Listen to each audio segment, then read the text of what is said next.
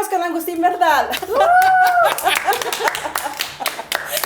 Estamos en el rol detrás de una leyenda, presentando a Agustín Bernal, bajista, contrabajista, y pues nos va a contar una muy buena historia. Bueno, Agustín, muchas gracias por aceptar nuestra invitación. Al contrario, gracias a ustedes por tomarme en cuenta para el rol.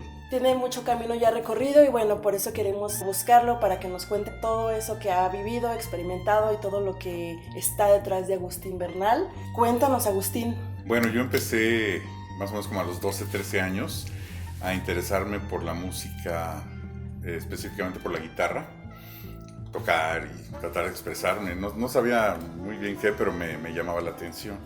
Y ahí en la secundaria, en la prepa, pues ya ven que se arman grupos de estudiantes, entonces empecé a ir a algunos ensayos, ver algunos grupos y por ahí en alguno ya empecé a tocar la guitarra, lo poquito que yo podía tocar.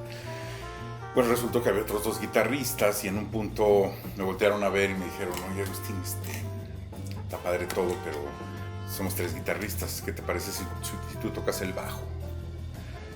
Yo dije, el bajo, ¿no? Como que lo ubicaba, pero no sabía cómo era, ¿no? O sea, lo oía, lo escuchaba en los discos, pero no sabía de qué se trataba. Total, uno de ellos me explicó: mira, tienes que tocar una nota a la vez, es grave, como tú ya sabes. Y entonces yo empecé en la guitarra a hacer los bajos en ese grupo, empecé a aprender a tocar el bajo. Y en un principio era un poco raro, como también mencionabas tú, te pasó, sí, ¿verdad? Que somos como colegas en eso, de que pues, nos impusieron el bajo, entre comillas. Sí, tienes que tocar el bajo. Pero nos gustó al final, a mí me gustó mucho el rol del bajo, de repente empecé a descubrir cosas interesantes y ya me empecé a clavar, ¿no? De hecho, le comenté a mi papá que me gustaba el bajo, que quería ver si me compraba un bajo. Le dije, eso fue como a los 15 años. A mi papá le gustaba mucho ir a la frontera, a Laredo, Texas, a comprar pues, ropa y una serie de cosas. Entonces un día me dijo, bueno, pues en este viaje que vamos a hacer te voy a comprar un bajo.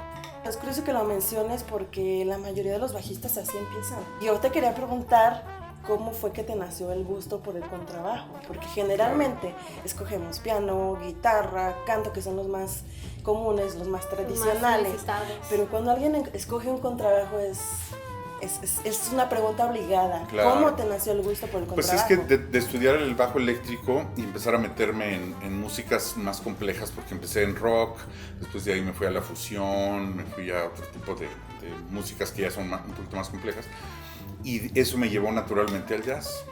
De hecho, les comentaba también que vi un programa en la tele del Festival de Newport de Jazz y vi un contrabajista y me llamó mucho la atención y yo dije, bueno, es bajo, nada más que es otro tipo de bajo, es un contrabajo. Entonces ahí fue donde empecé yo como a conectarme ya con el contrabajo, digamos. ¿Por qué crees tú que es muy poco común que la gente se incline por el contrabajo? ¿Por qué no es tan común como una guitarra o como un piano? Claro. No, bueno, son diferentes casos. Como les decía, el mío fue de la guitarra al bajo y del bajo al contrabajo.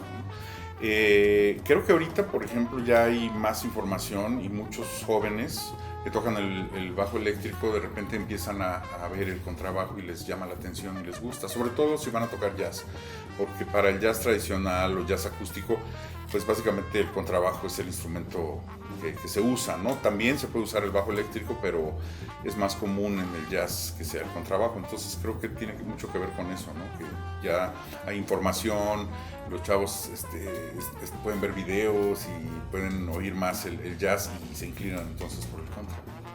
Sí, más bien es porque le da otro toque, le da como ese feeling de más... Pues es acústico, y es el sonido, ¿no? Que viene desde los años 20, 30, ¿no? El contrabajo vino a sustituir a la tuba. La tuba era el instrumento que se usaba para tocar jazz en la época del Dixieland de Nueva Orleans. Y después ya el contrabajo viene a sustituirla por varias razones. Una porque era más pequeño, otra porque se podía tocar más fácilmente que la tuba no era tan fácil de tocar. Entonces el contrabajo viene a sustituir en los salones, en las casas de cita, en esos lugares donde se tocaba jazz al principio. Los contrabajistas empezaron a hacer su aparición. No lo sabíamos. Sí, el jazz en Nueva Orleans empezó en los burdeles, en las casas de citas, la verdad.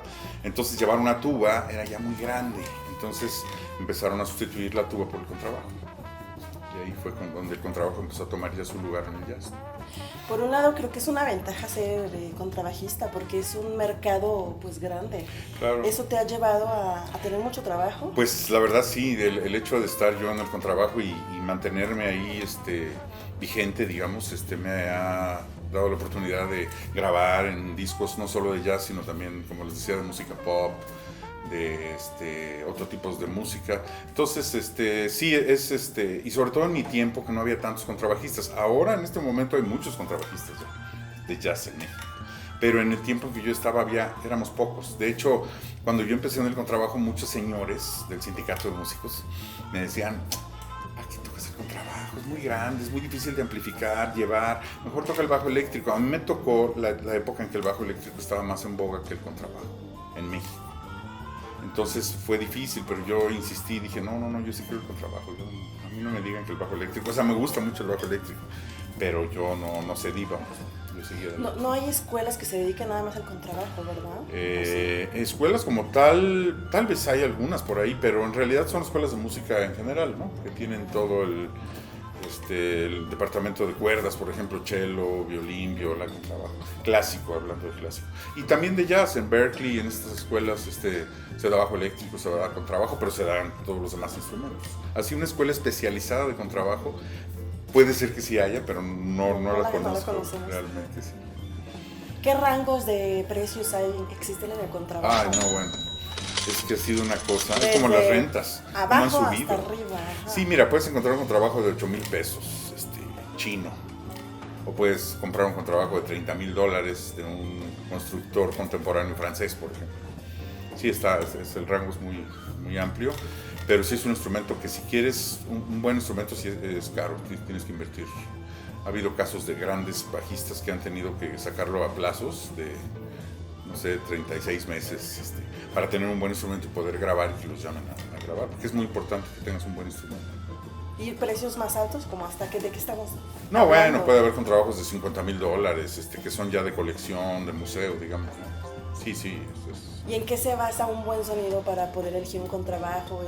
¿Qué es lo que checan a la hora de elegir un buen contrabajo? El constructor es muy importante, la vejez del instrumento, porque la madera se va secando y va sonando cada vez más cálida.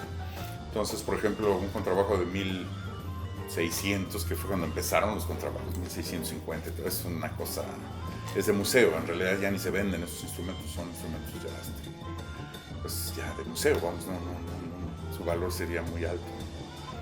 Sí, entonces tiene mucho que ver muchos factores, como les digo, el constructor, la madera, la vejez, que esté en buen estado también, porque luego hay instrumentos muy buenos porque ya están muy cateados, digamos, por tiempo, ¿no? Imagínense de 1650 para acá, ¿cuántos años? Mantenerlos bien y todo, porque la humedad, la polilla. Y hasta el diseño, supongo, de ser diferente. También, ¿no? sí, hay diferentes diseños. Entonces, sí, por ejemplo, contrabajos italianos son los más cotizados, ahorita pienso, porque son instrumentos, pues ya de museo, como les digo, de colección. Oye, Agustín, vemos que no tienes patrocinios, no te patrocina nadie. Nadie. ¿Por qué? Cuéntanos. Pues yo no he entrado en ese departamento de patrocinio, en realidad. Y sobre todo porque, esto es la Faro Jazz Institute, es un instituto dedicado a la enseñanza del jazz, y queremos que nuestro concepto no sea afectado por nadie, que sea respetado lo que nosotros consideramos que es la enseñanza del jazz, y sentimos que si entra alguien externo a patrocinarnos, tal vez nos pueda pedir que cambiemos algunas cosas, y la verdad no queremos buscar ese concepto que tenemos nosotros, mantenerlo más bien, que es pues muy directo. Los estudiantes vienen a aprender y les damos información directa de nuestra experiencia como músicos, y es mucho tradición oral, que ellos transcriban de los discos la música y aprendan a improvisar de esa forma como aprendieron los grandes maestros del pasado. Un poco somos como vieja escuela, digamos.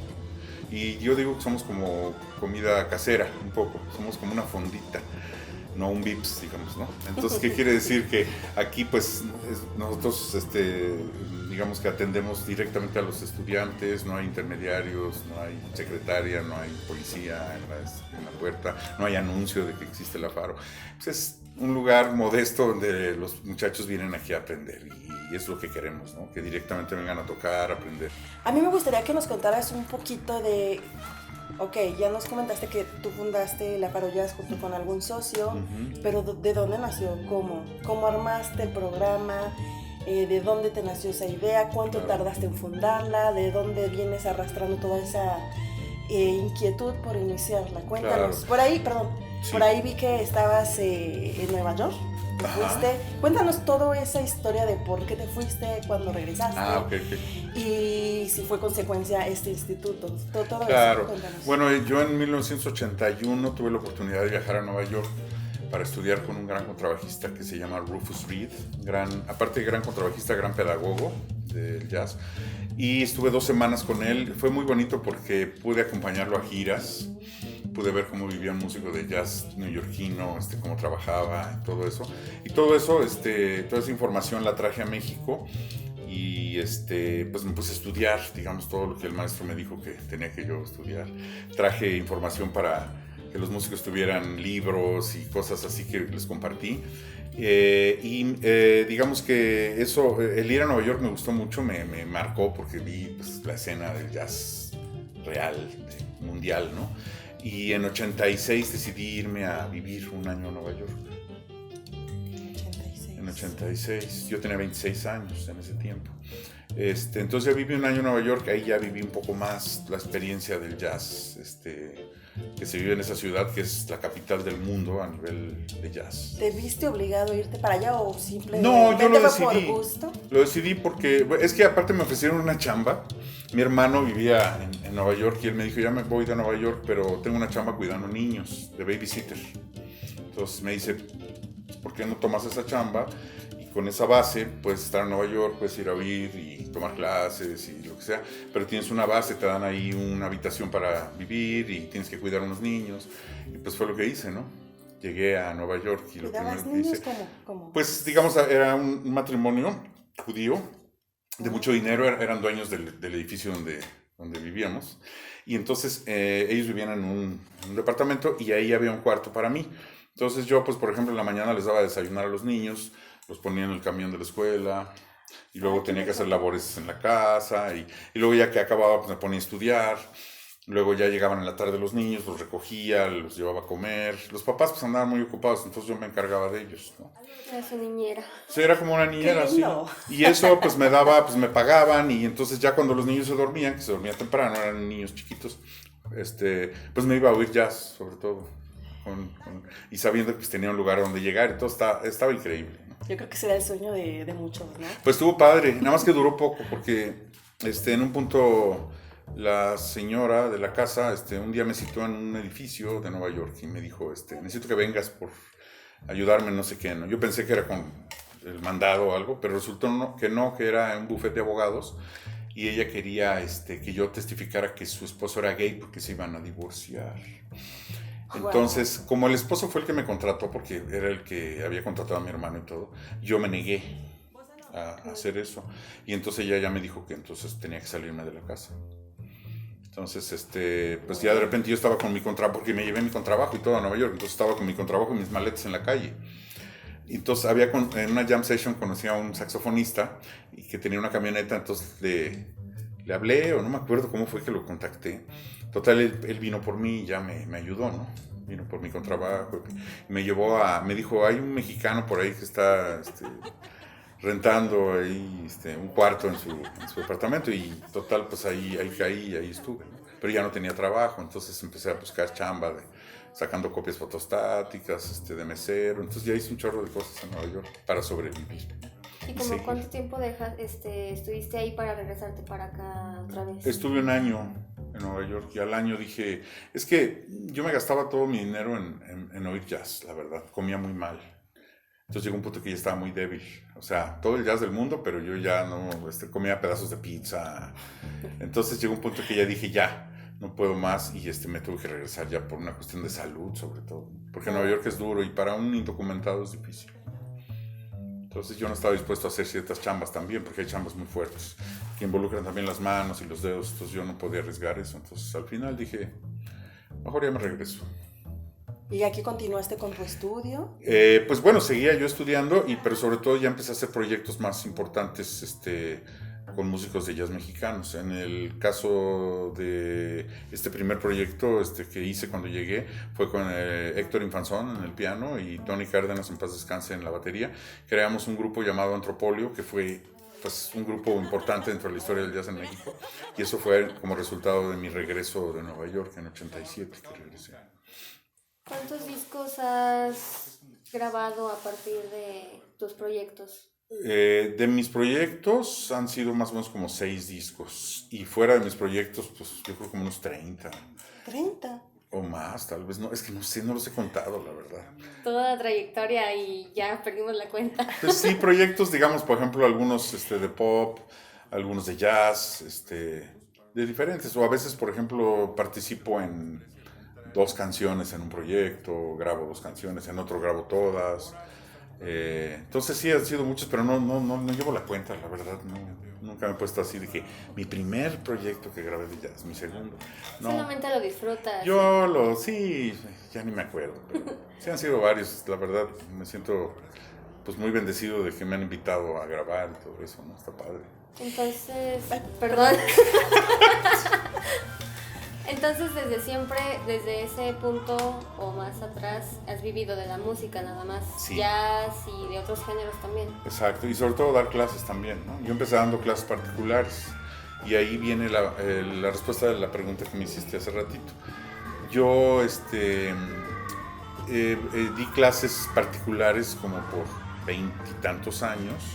Después tuve la oportunidad de entrar a una escuela, de cuyo nombre no quiero acordarme, pero bueno, ahí entré como decano. Estuve como 4 años ahí y ahí me di cuenta de que yo tenía como la capacidad de hacer una nueva escuela que fuera un poco diferente a lo que había visto en esta escuela, que era muy burocrática.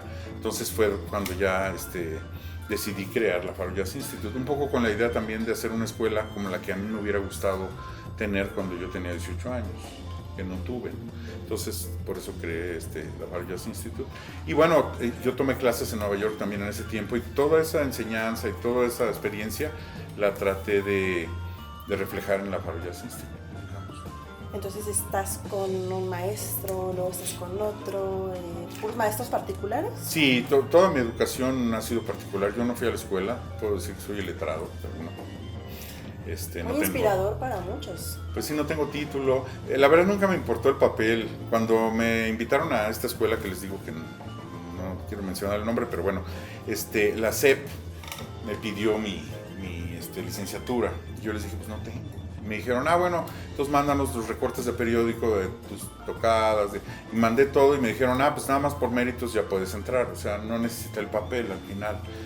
Fue por mi trayectoria un poco, ¿no? Entonces, pero en realidad yo nunca... Es que yo quería ser ejecutante, entonces siento que cuando uno es ejecutante no necesitas el papel, necesitas tocar o no tocar. O sea, si tocas te contratan, si no tocas no te contratan. Vamos, no necesitas presentar un papel de licenciatura para entrar a un grupo. A la gente le gusta cómo tocas y te invita. Entonces yo nunca me preocupé, la verdad, por eso. Y aparte yo no pude irme a estudiar fuera porque era muy caro en ese tiempo. Entonces toda mi educación fue pues en la calle y con maestros particulares. Lo más importante es la convicción, ¿no? De uno querer hacer las cosas, de tener pues un proyecto de vida y decir quiero llevarlo a cabo y hacerlo lo mejor posible. Con Eugenia León también nos comentabas, sí, por ahí. En 83 toqué con Eugenia. Me gustó esa época porque era la época de Eugenia todavía antes de la parte comercial, ¿verdad? Era más como un proyecto independiente y me gustaba mucho el concepto, los arreglos y todo. Fue una época muy bonita, tuvimos oportunidad de viajar por toda la República. ¿Tú qué les dirías al público que nos estás viendo, que están estudiando música? Pues sí, mira, el papel siempre ayuda, vamos, yo no estoy en contra del papel, si pueden sacar el papel, sobre todo ahorita ya es más fácil, ¿no? Como les digo, en mi tiempo sí era más difícil, entonces yo realmente no tuve opción, pero ahorita ya hay opción. Si pueden tener su licenciatura, excelente, porque eso también les abre las puertas para irse a hacer maestrías fuera de México. Eso es la ventaja de tener un papel. Yo no estoy en contra de eso, pero también que no sea la única cosa a buscar, ¿no? Que en realidad lo que tienen que buscar es tocar bien, es poder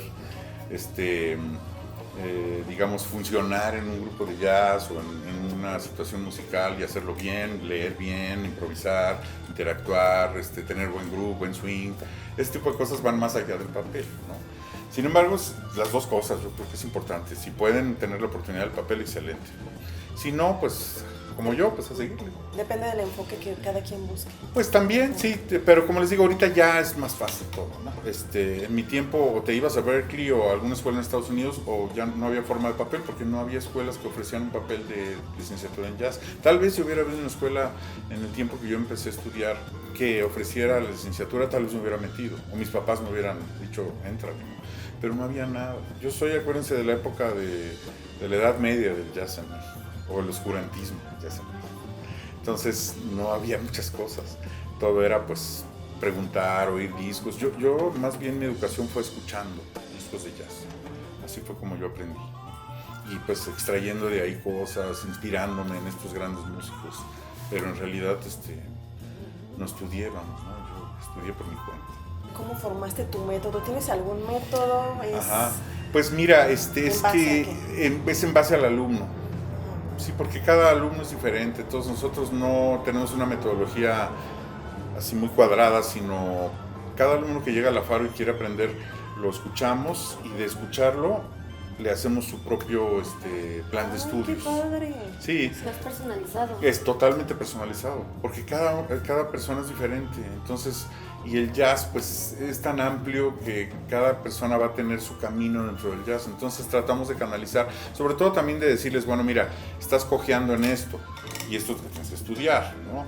Esto, si eres más talentoso en esto, bueno, sigue trabajando, pero lo que tienes que trabajar realmente es en tus carencias, en las cosas que no te salen tan bien. Entonces, un poco es eso, transmitirles nuestra experiencia, que nos llevó a tocar jazz. Ese tipo de cosas son las que nosotros valoramos, más que un programa específico, así que tienes que llevar estas materias. Sí recomendamos, obviamente, toda la escuela se basa en recomendación, nunca en imposición, nunca imponemos nada, sino, a ver, te recomendamos que desarrolles tu oído, cantes intervalos, que puedas transcribir solos para que tu oído se engrandezca, pero si tú no quieres hacerlo, pues ya es cosa lo que tuya. Nos comentabas hace rato, de que cada quien se enfoca en lo que le interesa, pues cada quien estudia a donde quiere llegar. Exacto, y como les digo, nosotros recomendamos, oye, por lo que veo, creo que te haría bien esto, ¿no? Pero si tú no quieres, pues tampoco te vamos a obligar, ¿no? Sí, no como en una escuela que también les ponen las materias y a fuerzas tienes que alcanzar ahí, tú así de, pero es que apenas voy en el primero y llevan en el tercero. Sí, porque cada quien tiene sus tiempos también, ¿no? Claro. Entonces un poco es nuestra idea, ¿no? Libertad de cátedra, de libertad también de aprendizaje de los alumnos. ¿Tú crees que hay músicos que tienen habilidad para el jazz y hay músicos que no la tienen, o es una formación? Híjole, pues sí, es que esa pregunta es muy capciosa, porque... Ya lo sé, pero... Sí, es que mira, tenemos que darle tiempo a los alumnos. Yo me he dado cuenta que a veces, por ejemplo, yo digo, hijo, este alumno, ¿quién sabe? Y al final me da la sorpresa. Y sí, pero es que necesitaba cierto tiempo y ciertas cosas para poder llegar, ¿no? Y luego hay alumnos que yo digo, uy, son súper talentosos, y al final dejan la cosa porque no tienen la dedicación. A veces el talento está peleado con la dedicación, porque, ay, me sale todo muy fácil, entonces pues no estudio. Con el ego. Exactamente, con cuestiones de ego y ese tipo de cosas. Entonces, yo trato de no juzgar a los alumnos y trato de darles la información lo mejor posible y ellos van a ir decidiendo al final, ¿no? Pero es muy difícil llegar a una conclusión así de que sí, no. Sí se puede decir, la verdad, que hay gente talentosa, por ejemplo, para la improvisación, que se le da más fácil que a otra gente. Tiene que ver mucho la capacidad de imitación y la capacidad de poder reaccionar en milésimas de segundo a la música, ¿no? Ese tipo de cosas hablan de una mente muy, muy, muy desarrollada. Los músicos de jazz, yo siento que los verdaderos músicos de jazz deben tener una mente muy ágil, muy desarrollada. Es lo que te iba a preguntar, entonces, ¿la capacidad de improvisación se prepara o ya la trae uno? Bueno, de nacimiento? Es como un talento que debes traer, yo pienso que es importante y ya lo vas a desarrollar, claro. Pero si no lo tienes, es muy difícil. También me he dado cuenta, cuando alguien no tiene, por ejemplo, capacidad de imitación, que es una de las cosas importantes para el jazz, le va a costar mucho trabajo. y si alguien no tiene una mente muy rápida, porque tienes que tener una mente rápida para reaccionar rápido, ¿no? Y también, eso es importante. sí, y también tienes que tener una metodología clara, por ejemplo, cómo vas a abordar ciertos problemas. Si lo vas a hacer lento, si lo vas a hacer rápido. Hay gente que quiere hacer todo rápido y no le sale. Hay que tener paciencia, hay que hacer cosas lento, estudiar muchas cosas a muy baja velocidad para que tus dedos se eduquen. Son muchas cosas. Es muy complejo todo esto. Pero yo me he dado cuenta que los que realmente lo traen, sí lo desarrollan. Me ha tocado ver algunos que son muy buenos en los estándares y pues son ya muy conocidos y colocados, pero no se les conoce música original. Uh-huh. ¿Por qué? No tienen la misma capacidad para composición, que es lo que me hablabas de la rapidez mental. Claro. Pero sin embargo son muy buenos en los estándares. Claro. ¿Qué pasa ahí? Es que ahí son más ejecutantes de jazz, ¿no? Yo pienso. Es que hay como el ejecutante de jazz que lo que hace es que puede tocar muy bien, por ejemplo, estándares o música de otras personas, la puede ejecutar bien, puede improvisar, una serie de cosas, pero tal vez no se le da tanto la parte de la composición. Esa es otra cosa. ¿Por qué? Porque la composición es como otro tipo de disciplina en la que te tienes que sentar y es como en cámara lenta hacer todo y tienes que tener una mente como más para eso, para la creación de melodías, la creación de formas. Entonces, generalmente sí se da que un buen improvisador puede ser un buen compositor, pero no en todos los casos. No en todos los casos. La composición es un poco diferente. Yo conozco grandes músicos de jazz que no han compuesto nunca, pero pues, tocan increíble, ¿no? Y ellos son como más servidores de los compositores. Es válido. Claro. Pues es válido. Mira, mientras haya arte, mientras haya algo que te transmitan, que te llegue. Yo alguna vez declaré algo así que decía, a mí no me importa lo que toquen los músicos, si son estándares, si es música que no es original. A mí lo único que me importa es si me transmiten algo o no me transmiten algo con su música. Para mí siento que eso es lo más importante. Pero bueno, claro, si puedes transmitir, pero aparte con música propia y todo, bueno, pues así ya sería ya completo, ¿no? El paquete, lo cual estaría padre. Pero en realidad no siempre es así. Sin embargo, pues bueno, a mí me crea curiosidad porque yo, por ejemplo, me dedico a dar clases. Sí. Y se acercan personas y tú ves que hay personas que tienen talento y hay personas que es un poquito más difícil, ¿no? Uh-huh. Pero ¿cómo les dices tú? Es una parte difícil. ¿Qué les dices? ¿Sigue intentándole o cambia de instrumento? Es que sí, pues bueno, cosa. No se les dice algo difícil, así, ¿verdad? Pero ¿cómo manejas esa parte? Claro. Para no dañar su autoestima. Claro. O para realmente impulsarlo, como comentabas hace rato. A veces es una caja de sorpresas. Sí, pues yo trato de que ellos al final decidan, ¿no? O sea, yo les doy todas las herramientas, sobre todo los motivo, a cada uno le doy lo que yo considero que es importante para esa persona o necesario, pero al final, pues muchos de ellos ya, por ejemplo, dejan porque se dan cuenta, pero es una decisión de ellos. Yo no les digo, oye, no tienes talento, no puedo con esa situación, es muy difícil, es complicado, porque aparte te puedes equivocar, Puede que le digas a alguien que no es talentoso, pero es porque tal vez tiene un bloqueo o algo y una vez que sale de ese bloqueo ya empieza a fluir. No se sabe, es muy complejo. Un maestro es muy, muy importante, sí. Muy fundamental en la formación de un alumno. Sí. O lo proyectas, lo empujas o le tiras de la autoestima. Claro, ajá, claro. Entonces creo que sí es importante saber canalizarlo. Sí, exactamente. Yo como bajista sí. Conozco bajos que son fretless, que no tienen trastes, para los que no saben, y es parecido a lo que estoy con trabajo, pero quiero saber si se afina igual, si la posición es más o menos igual o varía. Sí, bueno, en principio es igual, o sea, la afinación del contrabajo y del bajo eléctrico en su forma tradicional es exactamente la misma, por cuartas, mi, la, re, sol, un bajo de 4 cuerdas.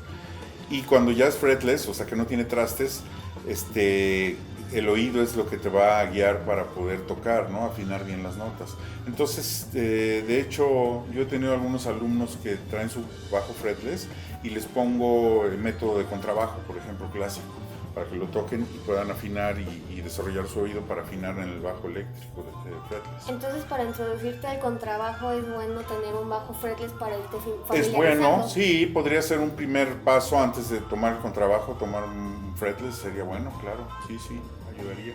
Nada más que bueno, ya el contrabajo lo que tiene es que también es otra posición, es otra forma de tocarse, entonces hay otras variaciones, pero en principio podría ayudar un fretless, claro, sobre todo para el desarrollo del oído. La clave para tocar cuerdas, sobre todo como cello, contrabajo o bajo fretless, es que tu oído esté muy desarrollado. Sí, porque si no una milésima y ya. Tú tienes que saber exactamente cómo suenan las notas afinadas en tu oído, para que entonces a la hora que la toques, pues corrobores que eso que estás oyendo estás tocando, porque si yo quiero tocar do, pero no sé cómo suena do, imagínate, o sea, cómo voy a poder afinarlo. Entonces eso lleva, y eso fue una de las cosas difíciles para mí, porque como yo no tuve una educación musical en forma, yo pues agarré el contrabajo como el borras, así, ay, quiero tocar, ¿no? Y me di cuenta, de repente fui consciente de todas las carencias que yo tenía, porque yo no, en Europa, por ejemplo, los niños desde los 7 años están cantando cosas de Mozart y están desarrollando su oído, pero en México no, entonces... ¿Y tú cómo hiciste para desarrollar tu oído? Pues tuve que ponerme durísimo a hacer ejercicios y me decían, no, estás desafinado otra vez. Y, sí, tuve que trabajar muy fuerte a desarrollar mi oído, sí. Y eso lo hice mucho por mi cuenta. Sí, imitando y tocando escalas. Ya se podía grabar con caseteras, entonces me grababa en cassette, me escuchaba y me daba cuenta que estaba desafinado. Lo bueno es que tengo buen oído, entonces eso me ayudó. O sea, no lo tenía educado, pero tengo un buen oído. Entonces, ¿qué hice? Pues bueno, lo fui desarrollando como pude a lo largo de mi vida. Entonces, ya en la actualidad, ya ves que nada más tenemos afinadores de pinza o lo conectas. Uh-huh. ¿Cómo le hacían antes? No, de oído. O sea, claro. Puro oído, no claro. Era ni con el... No había afinadores. No, claro. Bueno, había el diapasón, claro. Yo cargaba con mi diapasón de la, claro, para estar oyendo ese la. Y con ese la se supone que un músico debe poder afinar cualquier instrumento, ¿no? Entonces yo, pues, en principio así afinaba, ¿no? Me acuerdo que cuando entré con Eugenia León, un compañero que, bueno, desgraciadamente acaba de fallecer hace poco, hace unos días, se llamaba Eniac Martínez, él era guitarrista de Eugenia, y él traía un afinador. Y yo, cuando lo vi, dije, ¿qué es eso? Este aparato es para afinar. Y dije, ¿pero cómo? ¿Que no es de acá? No, sí, pero también ya es de acá, ¿no? Entonces, y siento que de repente ya nos hemos mal acostumbrado los músicos. Sí, yo porque ya todo el mundo usa el afinador. Ahora, yo los ejercicios que hago con mis alumnos es, mira, les digo, date la y trate de afinar el bajo. Y ya que lo intentes afinar, ya chécalo con el afinador a ver qué tan cerca estuviste. Entonces, mira, el re estuve bajito, o el la estaba bajo. Entonces ya pero eso te ayuda a desarrollar tu oído. No nada más confiar en el afinador así directamente de que el afinador es la onda. Porque luego pasa que llegas a tocar con un piano acústico que está un poco más bajito. Entonces ya el afinador ya no te va a servir. Porque el bajista tiene que tocar contra el piano. Entonces yo afino mi bajo increíble con mi afinador. Y resulta que estoy desafinado porque el piano acústico está un poquito bajito. Entonces ahí ya se te fue toda la... Ahí ya es lo que yo no sé qué hacen los músicos. Tienen que ajustar, tienen que hacer algo. Entonces yo pienso que sí es importante usar el afinador, pero no depender del afinador. Sí, o sea, sí desarrollar el oído. Es que es lo más importante en un músico. La parte rítmica, el oído, son cosas que hay que desarrollar, que no puedes ahí nada más dejar, hay que estudiar bastante. Nos hablabas hace un momento que llevas 40 años en la industria de la música, más o menos. Sí. ¿Cómo se mantiene un músico 40 años vigente? Antes no había redes sociales, no había internet, ahora ya hay demasiado. ¿Cómo manejas tú esa parte de las redes? Cuéntanos un poquito. Bueno, hablando un poco de antes, pues todo siempre ha sido por recomendación, ¿no? A mí las chambas me salían porque alguien me veía tocando y decía, pues me gusta cómo toca él, y me llamaban a tocar o me llamaban a grabar. Era como se manejaba. Yo pues mucho tiempo viví muy modestamente, lo puedo decir, con lo básico, la verdad, porque me gustaba tocar y no quería hacer ninguna otra cosa que no fuera tocar. Entonces, pues en 83, como les comentaba, hice mi audición para la Orquesta Sinfónica Nacional entré a la Sinfónica, entonces ya ahí tenía un sueldo fijo, acaba de nacer mi hija, Susana, entonces ahí pues, ese año estuvo bien. Después ya entré con Eugenia, que tenía también giras, entonces eso también me ayudaba a poder pagar la renta. Luego entré con otros grupos también que tenían bastantes chamba, con el INBA y ese tipo de instituciones, y eso me ayudó bastante. Y luego las clases, empecé a dar clases y empecé a tener muchos alumnos jóvenes que querían estudiar el contrabajo, y eso fue bueno, porque yo era de los pocos que daba clases, entonces tenía 15, 20 alumnos, de repente. Entonces me la pasaba dando clases, tocando, viajando. Y bueno, no había redes sociales, como dices, era complejo, porque cómo te dabas a conocer, pues te oían, pero era otro mundo y era padre también, tenía su encanto, que no hubiera tanta información. Ahora siento que, está padre, pero también de repente es tanta información que los chavos ya no saben ni para dónde voltear, ¿no? Tenemos que educarlos a que se vayan con cosas concretas y digan, esto es lo que tengo que estudiar ahorita, y no estas otras 15 cosas que también me están diciendo en YouTube y en las redes. Pero bueno, la ventaja de las redes es esa, que ya es, entre comillas, más fácil darse a conocer. Sí, no manejas mucho las redes sociales. Bueno, sí las manejo, pero lo que pasa es que a mí ya me tocaron las redes sociales, pues ya en una época de mi vida en que pues ya la gente me conoce y ya me llama sin necesidad de que yo tenga que estar promoviendo tanto mi trabajo. Pero veo los chavos que sí, ellos pues sí tienen que entrarle duro a esa parte, ¿no? Yo ya, a mí me tocó, como les digo, ya una etapa de mi vida en que yo ya veo las redes sociales como algo, pues que me gusta jugar con ellas y de decir todo lo que quiero decir y postear todo lo que quiero postear, y ya no, o sea, porque sí, veo muchos chavos. Porque todo el tiempo está publicando de AMLO. Bueno, sí, es que miren, yo veo chavos jóvenes que están haciendo su carrera, entonces se cuidan mucho en las redes sociales de decir cosas y todo. Y a mí, como ya me tocó viejo, yo ya no me importa, sí, ya diga lo que diga. Sí, pero veo otros músicos que sí se cuidan mucho, lo cual está bien, porque pues al final las redes sociales se van a convertir en algo que va a juzgar mucho. De hecho, ya está juzgando mucho a la gente, ¿no? Da miedo de repente ver eso, de que si en las redes sociales no eres aceptado, híjole, como que ya no te llama. Hay una serie de cosas horribles, ¿no? Que es, pues, el resultado de toda esta nueva tecnología y estas nuevas cosas, ¿no? Causa muchas inseguridades. Es fuerte. Yo los entiendo a los jóvenes. Lo veníamos comentando en carretera, ¿verdad? Sí. Ya mejor pensamos si publicamos o no, porque ya no sabemos ni cómo lo van a tomar. Exactamente. Y hay que relajarnos. Y yo, por ejemplo, divertido. como les digo, como a mí ya me tocó ahorita yo ya no tengo nada que demostrar, ni que decir, yo publico lo que se me antoja. Y les digo, pues si no te gusta, pues bloqueame, quítame, no pasa nada. Para mí las redes sociales, dentro de todo, son como pues algo X, pero no es lo mismo que las personas, ¿no? Porque mucha gente piensa que el Facebook es más importante que el contacto con la persona, y no es cierto. Lo más importante es tus amigos, la gente con la que convives real, ¿no? Yo siento. No, y aparte es como algo falso a veces, ¿no? O sea, claro. Una persona que realmente no es así y lo quiere demostrar en una red. Exactamente. Ya cuando la ves ya es totalmente diferente. Exactamente. Sí, se vuelve como un aparador donde todos somos lo máximo, ¿no? O sea, todos queremos mostrar nuestro lado increíble. Pues la verdad no es cierto, o sea, todos tenemos el lado feo. Las redes sociales es un tema muy interesante. Muy interesante. Ahora, para el jazz ha ayudado muchísimo las redes sociales, la verdad. Bueno, y sobre todo, por ejemplo, YouTube. Para mí YouTube es el fenómeno más grande de la humanidad, porque el poder estar viendo músicos, compartiendo música, videos, es una maravilla. A mí se me hace algo increíble, ¿no? Yo nunca pensé, cuando era joven, que ese iba a ser el progreso, lo nuevo. Yo pensaba que iban a ser coches voladores. Nos vendían la idea de ese tipo de cosas, ¿no? Volver al futuro. Sí, del futuro. Y la verdad, eso no es nada comparado con YouTube, por ejemplo. YouTube es un fenómeno, a mí se me hace...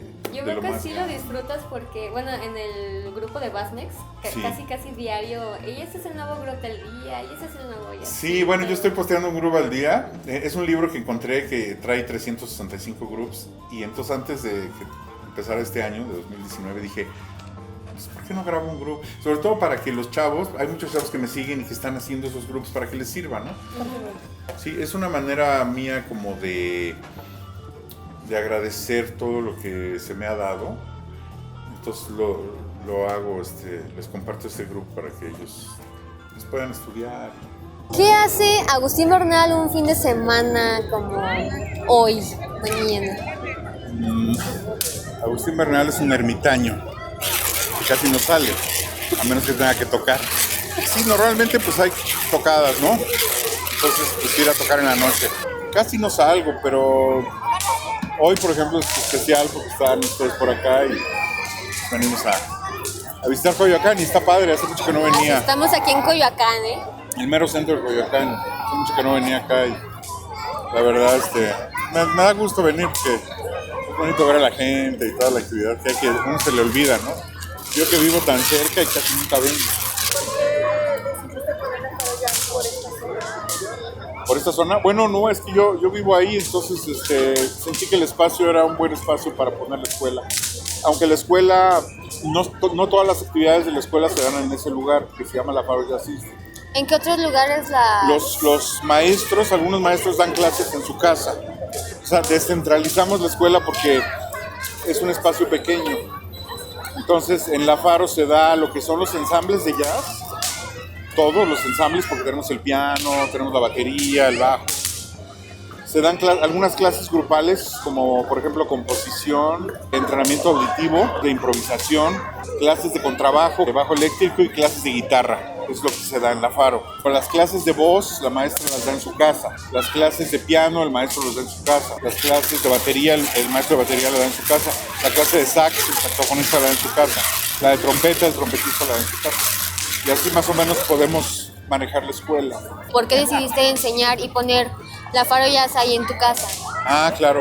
Bueno, una de las razones por la que yo quise poner una escuela de jazz fue porque yo quise poner la escuela que yo hubiera querido tener cuando yo tenía 18 años, porque no existían escuelas de jazz en México. Entonces yo dije, ¿cómo hubiera sido la escuela que yo hubiera querido? Y entonces formé la Faro Jazz. Tengo muchos años dando clases y de hecho nunca había pensado en hacer una escuela, pero estuve trabajando en otra escuela, me contrataron para trabajar en otra escuela y estando en esa escuela me di cuenta de un chorro de cosas y dije, no, creo que yo podría hacer algo mejor. Pues sí, más directo. La Faro lo que tiene es que no hay intermediarios, por ejemplo, no hay secretaria, no hay policía que cuide la puerta, todo es directamente con nosotros, los maestros, los alumnos, no hay ningún intermediario. Es más directo, más personalizado. No hay planes de estudio específicos, sino se hacen dependiendo del alumno. No damos ninguna certificación de ningún tipo.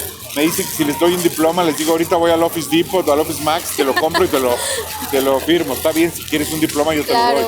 Pero no se trata de eso, lo que queremos es que los chavos se conozcan, toquen, aprendan del jazz, escuchemos juntos jazz, toquemos con ellos. Sí, que lo sientan como muy ameno y muy propio de ellos. Exacto, y que sientan la responsabilidad de que ellos tienen que mejorar porque ellos... Pues ellos lo busquen, claro, que no sea porque una calificación, no hay calificaciones, no hay exámenes, todo es súper natural, así, pues como es el jazz, ¿no? Muy espontáneo, muy interactivo, es un poco lo que buscamos. Muy improvisado. Y se llama exactamente, se llama La Faro porque es en honor a un gran contrabajista que yo admiro mucho, que siento que cuando lo escuché desde joven me influenció mucho.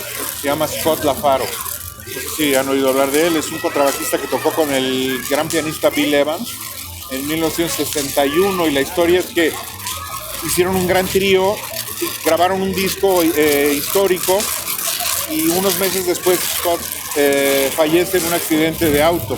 Iba manejando y se mata, ¿no? Entonces eso fue algo muy fuerte para la comunidad jazzística, muy, muy triste, ¿no? Porque Scott venía revolucionando el rol del contrabajo en el jazz, una serie de cosas. Entonces, en honor a él, pues yo le puse la Faro Jazz System. En algún momento en la tele vi el festival de Newport de jazz y ahí vi un contrabajista. Me llamó la atención porque dije, es un bajo, pero es otro tipo de bajo. Claro. Y me gustó la forma, lo acústico, el sonido. Y ahí fue donde empecé a buscar un poquito más y descubrí un grupo de jazz mexicano que se presentaba en la Zona Rosa los domingos. Fui con un amigo y ahí nos empezamos ya a meter en lo que es el jazz mexicano. Y ahí es el contrabajista que se llama Roberto Aimes, un muy buen contrabajista de jazz mexicano. Yo empecé a juntarme con él, iba a su casa, me enseñaba jazz, me dejaba tocar su contrabajo y ahí empezó todo. Ahí fue donde ya yo empecé a buscar. Gustó. Sí, ya me gustó.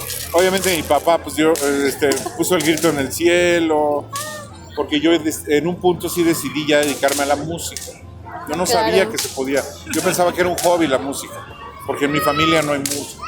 Le pregunté un día al pianista de jazz y me dijo, no, esto no es un hobby. Entonces, eso es lo que yo quiero.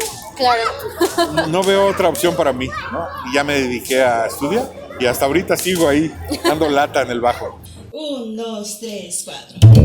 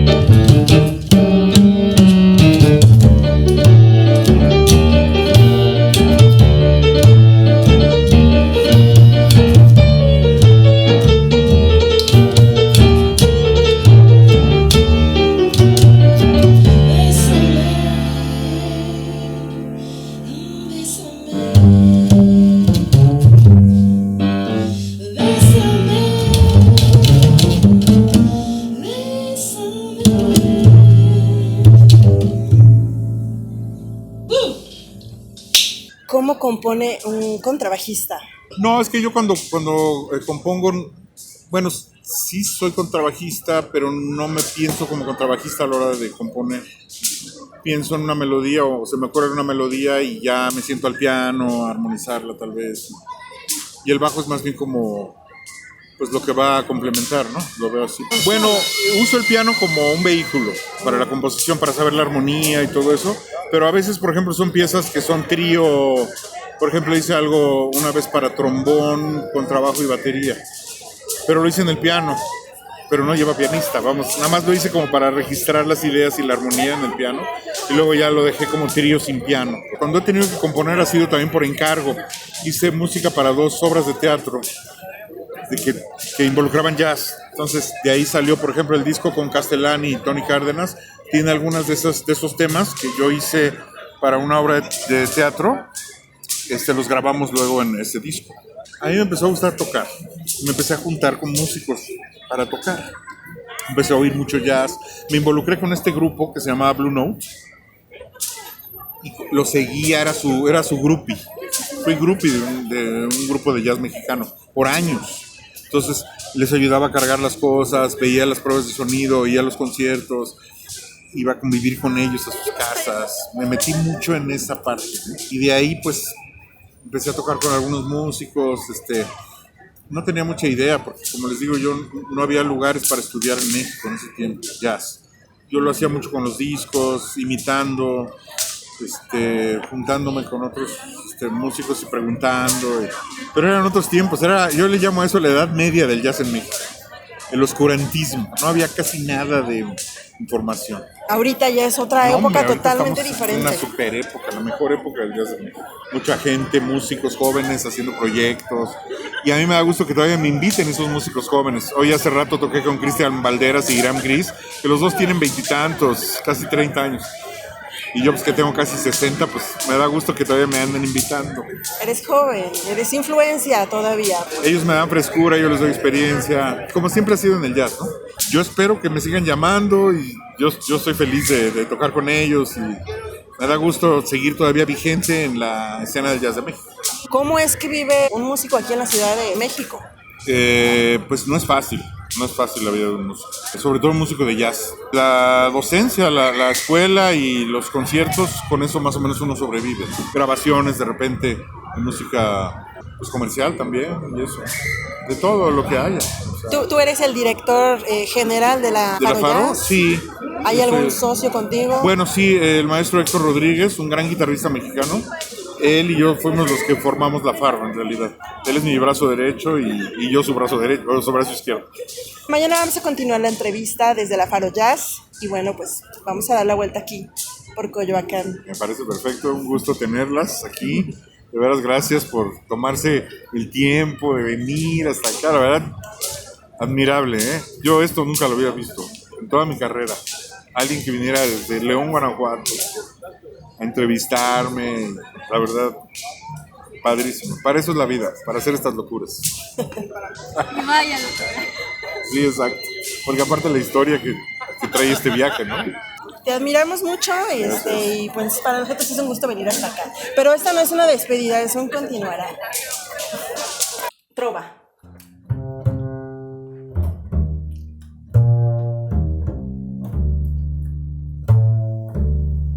Tango.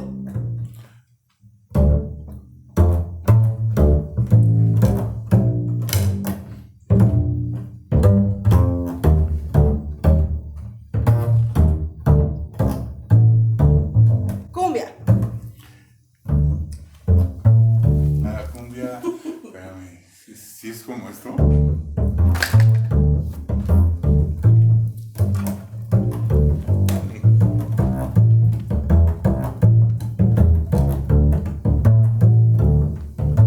Algo así. Bossa nova.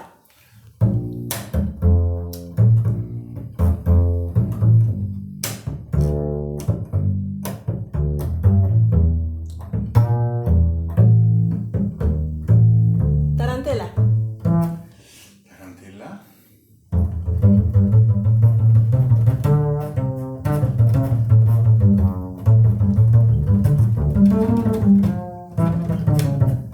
Algo así, no sé. Reggaetón. No, ese no sé.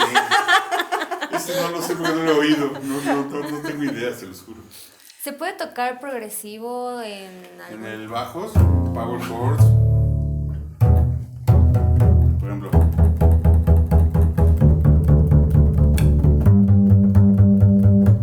No sé, algo así podría ser, no sé. Ranchero. A ver.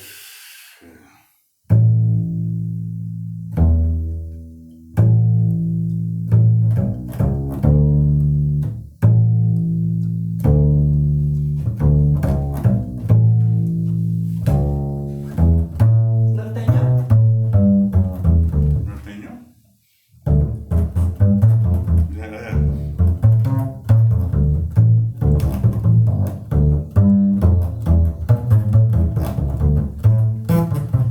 No sé, algo así. Jazz. Jazz, bueno.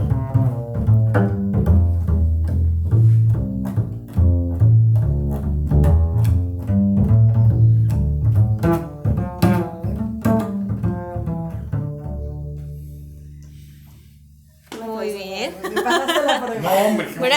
prueba. Muchos estilos no los conozco. O sea, no los he tocado, me gustan y todo, ¿no? De hecho, yo respeto muchísimo y es algo que luego de repente no es así en el mundo de la música. Yo respeto mucho a la gente que toca versátil.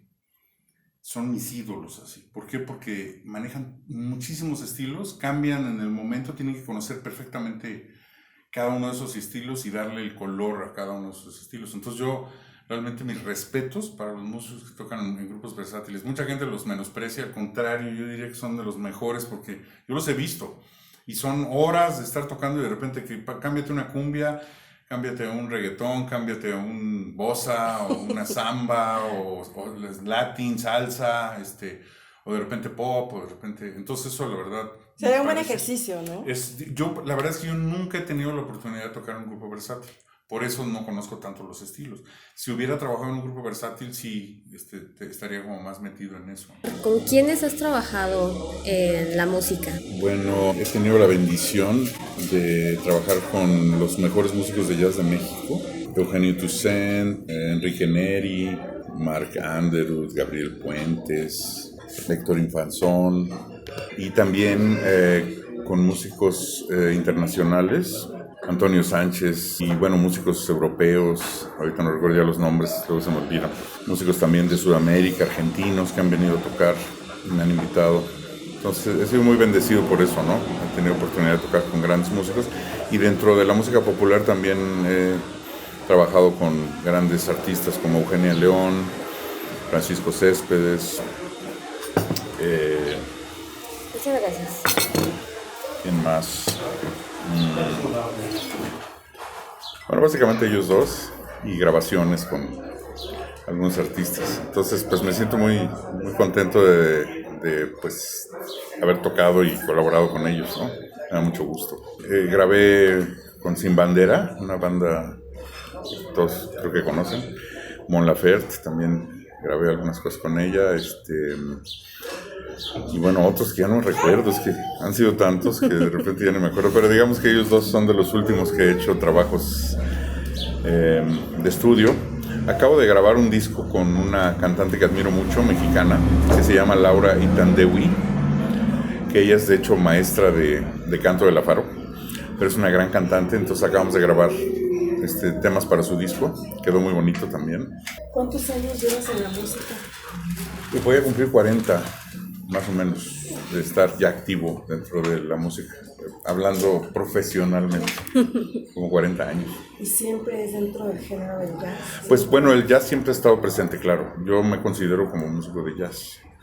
Sin embargo, como les digo, he estado en otros géneros también, de música popular, música de sesión, etcétera, ¿no? Pero la constante siempre ha sido el jazz, sí, que es lo que más me gusta tocar. ¿Qué otros países has visitado? Sudamérica, Centroamérica, Europa, Asia. Estuve en República Checa. Son países interesantes porque los músicos reciben apoyo del gobierno. En Alemania también, en Holanda. ¿Qué tipo de ayuda? Pues digamos que el gobierno, por ejemplo, por decir algo, en Suecia, si tú te juntas con otro músico a tocar, por el gusto de tocar en tu casa, el gobierno te paga. Porque el gobierno dice, tú le vas a enseñar a ese músico y ese músico te va a enseñar a ti, entonces les pagamos un dinero. Entonces imagínense, por ensayar, si te juntas a ensayar con un músico, te pagan. Es muy bonito ese concepto porque, como les digo, la idea es que tú le enseñas y él te enseña. Entonces es como una clase. Es muy interesante. O sea, entonces ellos apoyan muchísimo también a los músicos. En muchos lugares de Europa sí se apoya mucho a los músicos. Entonces eso, pues esperemos que en México se llegue a dar en algún momento. Las cosas van bien. Yo creo que es probable que se pueda llegar a eso en algún momento. Si ahorita está lo de Jóvenes Construyendo el Futuro, que le están apoyando a los jóvenes, pues creo que después puede haber más apoyo para los artistas, ¿no? También.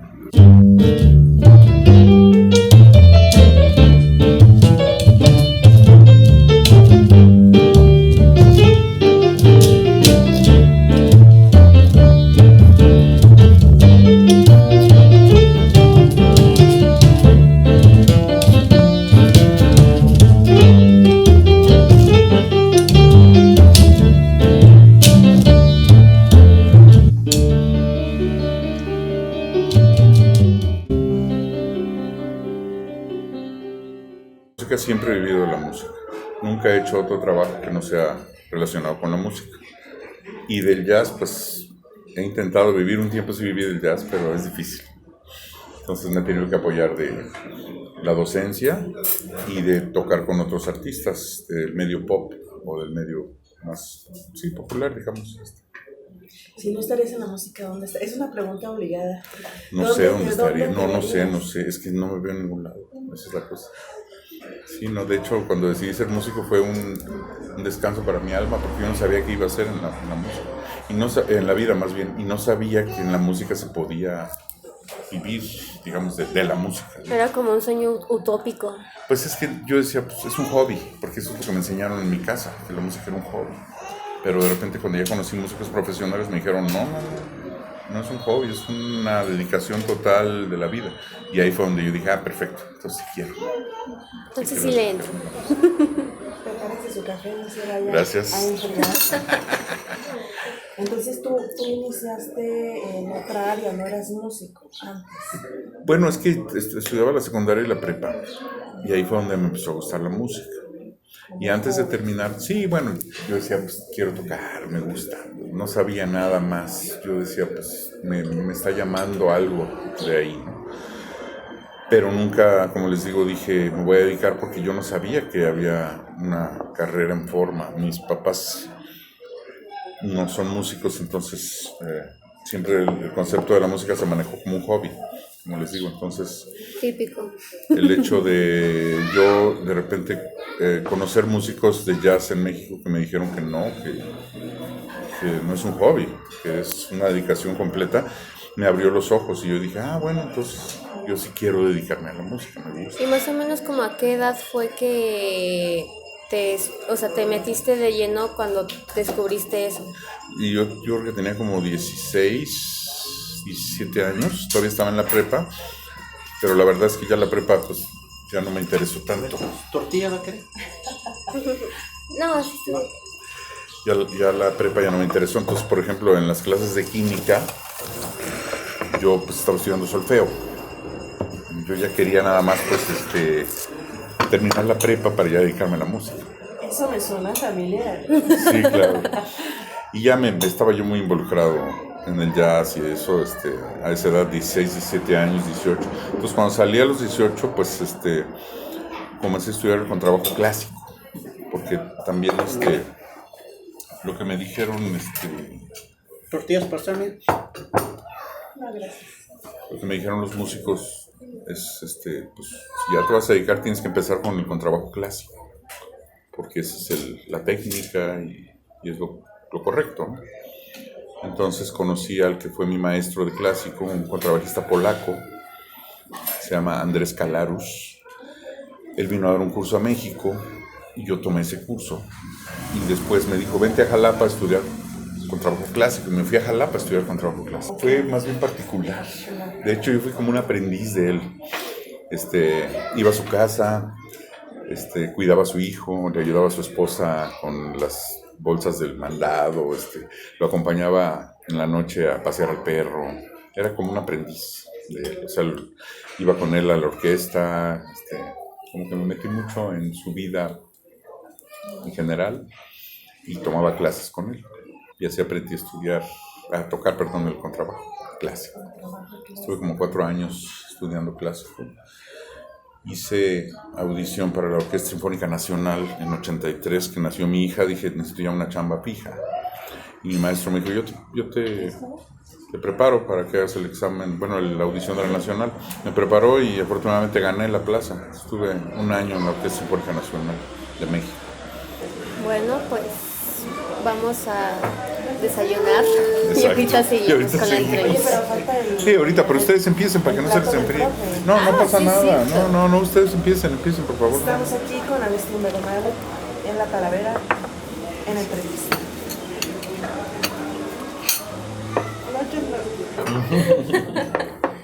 Bueno, ¿nos puedes mostrar otra vez? Porque... Miren, entonces esto trae un imán aquí para que... Es que este instrumento es un contrabajo de viaje, como les digo, de aquí se le quita el brazo y todo se mete en una caja para viajar. Es un instrumento que compré yo hace muchos años para poder viajar con el contrabajo. Tengo que llegar al hotel a armarlo, obviamente. Hay que aprender a sentarse porque es bueno estudiar el contrabajo al principio sentado y luego ya parado. Entonces, mira, para sentarte, lo que tienes que hacer es poner un pie acá, otro acá, y vamos a decir que es como Horacio, o sea, con una en el espacio. La mitad de tu cuerpo está en el banco, pero la otra mitad está fuera del banco. A ver, y ahorita ya A ver si no vamos. me caigo. Eso es Exacto. como sí debería o como no debería. Como debe de ser. Sí, exacto. Y ahí entra el contrabajo, entonces. ¿Ves? Exactamente. Y de hecho podría ser un poquito así para que lo tenga. Exactamente. Esa es la manera de sentarse. ¿Cómo te sientes? Me siento rara porque soy de puntitas. Claro, lo que pasa es que es un banco muy alto para ti, es un banco que yo uso. Normalmente para ti sería un banco más bajo, para que puedas realmente, exacto, trata de ponerte, exacto, de que estés bien cimentada en esta pierna. Ahí está. Exactamente, ahí está. Entonces, ahora vamos a platicar un poco de estas manos. Tratamos de meter la mayor carnita posible del dedo en la cuerda, de forma que esté más o menos el dedo paralelo a la cuerda. No que sea así, sino tratar de que sea así, el dedo. Y entonces, ¿qué hacemos? Jalamos la cuerda hacia abajo y en un punto la misma cuerda se va solita, o sea, ya no aguanta más. A ver. Entonces, Exacto. Ahí estás. Más todavía, aguántala lo más posible. Más, aguántala en cámara lenta. Eso. ¿Viste? Porque ahí va a haber un ataque. Ese ataque. Ese ¡pum! Ahí está. Ajá. Uy, tú eres bajista. Es que tú eres bajista. bueno, pero yo como bajista yo sí Claro. pensé que la hacían Es diferente. así, También se puede tocar así. pero la clave del asunto es que jales la cuerda de Sí. forma que llegue un punto en que ella se salga y eso nos va a dar ese ataque, ese... es que incluso suena diferente. Sí, eso es diferente. Porque aquí estás metiendo más carnita. Mientras más carnita metas, mejor sonido vas a tener, ¿no? Yo utilizo mis cuerdas más o menos altas, no demasiado altas, pero sí suficiente de poder meter la carnita del dedo. Ay, perdón. Aquí entonces es un poquito más alto y aquí sí para poder pisar sí es diferente, entonces no es conveniente tener una acción baja. Es bueno tener una acción baja, pero yo siento que no demasiado baja, porque entonces ya, si está demasiado baja, ya no puedes meter aquí la carnita aquí. Yeah. Pero tampoco muy alta. En los músicos clásicos la usan más alta por la cuestión del arco y del sonido en la orquesta. Pero en el caso de los jazzistas, pues no, en mi caso no demasiado alta, no demasiado baja. ¿Y cambia si yo toco aquí y Claro, toco acá? mira, si tocas acá hay mucho más ataque. Si tocas acá es más suavecito, hay menos ataque, pero hay más sustain. Para tocar cosas lentas, yo toco aquí. Para tocar cosas rápidas, toco acá. Porque tiene más ataque, mira, si te das cuenta. Mientras más para acá, más ataque, ahí está más suavecito. Entonces para una balada romántica, pues exacto, se toca ahí porque tienes más sustain, es más suavecito el sonido. Y para una cosa más bebop así rápido, pues ahí porque tienes más ataque. ¿Cuáles serían los errores más comunes que se comete el contrabajista? En el contrabajo, pues hacer fuerza sobre todo, porque la idea es más que tocar con fuerza, es tocar con peso. Y quiere decir que tú tienes un peso de tu brazo y este peso es el que te va a ayudar a tocar. Más que meter fuerza o apretar, es dejar que el peso mismo de este brazo O sea, baje. tengo que hacer con mi propio peso. Sí, tratar de que, exacto, de que tu peso te ayude, a la hora que dejas caer todo este peso que tiene tu brazo te va a ayudar a tocar y vas a meter menos fuerza. Se mete un poquito de fuerza, pero es muy poco. Entonces hace rato lo estaba haciendo mal porque lo estaba haciendo aquí. Porque Pues, yo pensé que sí era con la fuerza, pero entonces con el peso. Tienes que conectar tu brazo, no necesariamente que hagas un movimiento muy fuerte, sino que esté conectado el brazo con el dedo, que no sea el puro dedo solo, sino eso. Ahí está. Y relajada, que sientas que tu cuerpo te está ayudando a tocar más que la fuerza, más que apretar. Es como que el peso nos ayude. Mi maestro de contrabajo, el gran Andrés Calaros, decía que tocar el contrabajo era peso y movimiento. Esa era su regla de oro. Y ahora vamos a esta mano, así como estás. Entonces fíjate, lo que se busca es tocar con las puntas de los dedos, buscando esta idea. Porque de esta manera se cierra el falange y es muy fuerte. Porque a veces tocan así, por ejemplo. Cuando tocas así es muy débil. Pero si lo cierras, se vuelve yo lo llamo la garrita, es como una garra. Entonces esta garrita la pones, empujas desde tu hombro, incluso puedes quitar el pulgar y mira cómo se ve.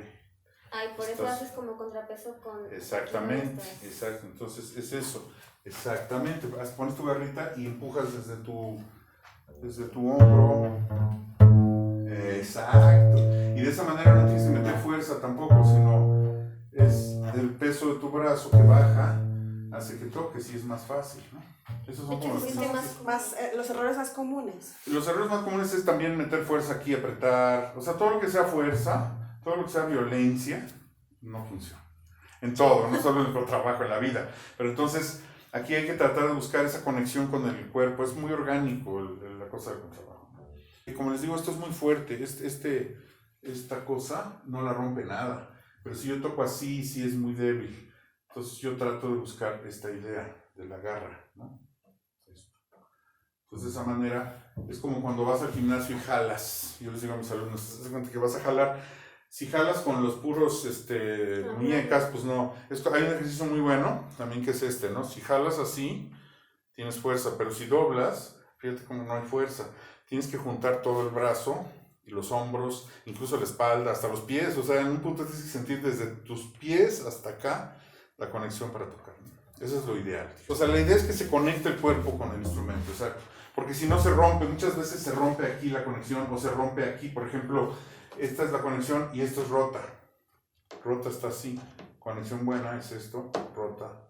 Aquí se rompió, se puede romper aquí, se puede romper. Entonces la idea es que no se rompa, sino que esté conectado todo el cuerpo, ¿no? Y de esa manera es más fácil. Digo, se puede tocar de otras maneras. Pero yo tengo alumnas que son de tamaño, hasta más chiquitas, y tocan cañón, ¿eh? Se va a tener que venir a vivir ya acá, ya le voy a dar clases yo particulares.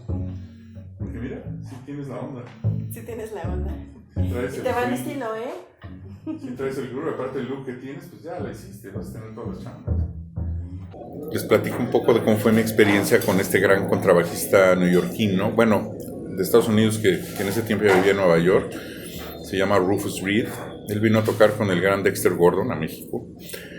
Y yo ya lo admiraba a Rufus porque él hizo un libro muy importante para contrabajistas. Yo tuve acceso a ese libro y entonces yo llevé mi libro y en los camerinos les pedí que me dejaran pasar, que me firmara el libro y conocerlo. Fue difícil, pero al final lo logré. Llegué con el maestro, me presenté, le dio mucho gusto que yo tenía el libro desde México, ¿no? Pues no era fácil conseguirlo. Y ya le expresé mi interés por estudiar. Y le dije, maestro, usted me puede recibir en algún momento, yo puedo viajar a Nueva York. Y me dijo, sí, déjame ver. Me dio su dirección y empezamos a cartear. Carta, un mes, llegaba la carta de él, etcétera. Hasta que ya me dijo el verano de 81 te recibo en Nueva York. Yo estaba trabajando en ese tiempo en una banda sinfónica de la delegación Cuauhtémoc. Ganaba poquito, pero fui guardando cada mes. Vivía en casa de mis papás todavía. Y pude entonces juntar para el boleto de avión y todo, y el pago del maestro. Y ya me fui en 81 a Nueva York. En principio él me había dicho que iba a bloquear esas fechas para darme clases. Pero resultó que le salió mucho trabajo y me dijo, te vas a venir de gira conmigo. Entonces me fui de gira con él. Pero a tocar. Él iba a tocar y yo iba pues, con su acompañante y me daba clases en los hoteles donde llegábamos. Ahí me seguía dando clases. Pero estuvo padre porque yo pude ver cómo era la vida de un músico de jazz en gira. O sea, llegaba y te tocó la tenían que... experiencia de él y aparte la clase de él. Y viajar con él, y entonces en el viaje le preguntaban cosas, me ponía música, hicimos una relación muy padre, él y yo, y entonces fue muy bonito ese viaje, fue muy ilustrador, ¿no? Para mí, aprendí muchas cosas, no solo de la música o de la técnica, sino también de la vida de un músico de jazz en Nueva York, ¿no? Que eso es muy importante. Fue bonito, fue una gran experiencia, siento que me marcó para toda la vida, ¿no? De hecho, seguimos siendo amigos. Hace poco vino a México con su esposa y lo llevé allá al centro histórico, estuvimos dando la vuelta, fuimos luego a Coyoacán y todo, entonces sí, es una relación muy padre. Aguacate.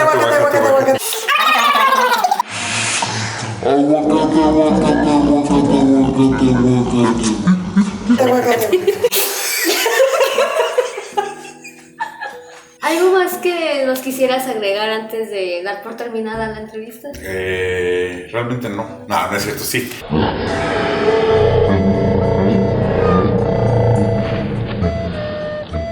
Quisiera, pues, solo recomendar a los músicos jóvenes que están empezando en esto, pues que siempre hay entrega de su parte, que siempre busquen ser los mejores en lo que hacen y sobre todo en la situación musical poder, pues, hacerlo mejor en el momento para la música, sobre todo.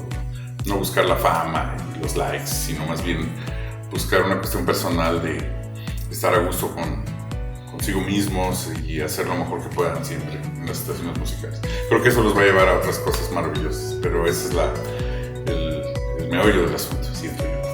Danos tus páginas, maestro, para ponerlas ahí y agregarlas que te sigan. Una es lafarojazzinstitute.com, agustinbernal.com, y en Facebook estoy como Agustín Bernal, artista, Agustín Bernal como persona nada más, La Farrow Jazz Institute, lo que necesiten, estoy a sus órdenes, me gusta mucho compartir el conocimiento, entonces pues no tengan pena, al contrario, pregúntenme cosas, lo que sea, yo siempre les voy a contestar. Ay, además es súper alivianado. Y bromista, no se nota. Te queremos agradecer muchísimo el que nos hayas recibido aquí en tu casa. Un placer. Y estamos muy contentas. Un placer, yo les agradezco mucho y valoro mucho la labor que están haciendo, de estar haciendo estas entrevistas, de trasladarse desde León hasta la Ciudad de México con todos los pormenores que eso lleva. Ya platicamos, entonces, muchas gracias por este esfuerzo y pues yo siempre estaré apoyando este tipo de cosas, la verdad, les felicito. Pues Muchas gracias. Y pues bueno, damos por terminado. Ustedes allá, nosotros acá. La vida continúa. Mientras seguimos dando El rol por la República Mexicana. Así no era. Otra vez. Nos íbamos a acercar, ¿no? Tenemos Sí. que hacer. Ajá. ¿Nos habías alguna pregunta? Eso fue no. ¿Qué les pregunto? Bueno, sí, les haré una pregunta. Yo les preguntaría más bien cómo es que tuvieron esta iniciativa de hacer esto que están haciendo, entrevistas, porque sé que es un esfuerzo grande. Entonces, ¿qué es lo que las motiva a hacer esto? Más que nada el conocimiento, ¿no? Y también compartirlo con los demás. Sí, son varias razones. A nosotros nos divierte mucho esto. Es que nos gusta mucho la adrenalina. Mucho la adrenalina. Ya sabrán por qué. Queremos compartirlo también. Queremos compartirlo, ajá. Pero sobre todo el aprendizaje. Eso es lo que nosotros y vamos a seguir yendo hasta sus casas. Excelente, los felicito. Bueno, chicos, pues ustedes allá, nosotros acá. La vida continúa Mientras seguimos dando el rol por la República Mexicana. ¡Ay, qué bonito! Chido.